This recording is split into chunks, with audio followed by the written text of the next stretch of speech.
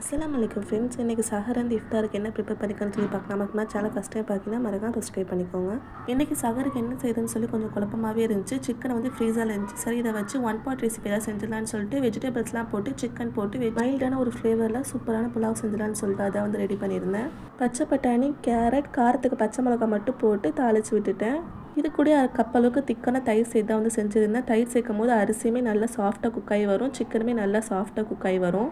அரிசியுமே நல்லா ஊற வச்சு எடுத்துக்கிட்டேன். அரிசி தேவை தண்ணி சேர்த்து தண்ணி நல்லா கொதி வந்ததுக்கப்புறமா அரிசி சேர்த்து அரிசி ஒன்று போல் வந்ததுக்கப்புறமா தம்மில் போட்டு இறக்கியாச்சு. மார்னிங் சஹரில் தான் வந்து ஓப்பன் பண்ணியிருந்தேன். கூடயே ஆனியன் ரைத்தா, கொஞ்சமாக ஊறுகாய், சுட சுட டீ போட்டு சூப்பராகவே அல்ஹம்துலில்லாஹ் சஹர் வந்து முடிச்சாச்சு.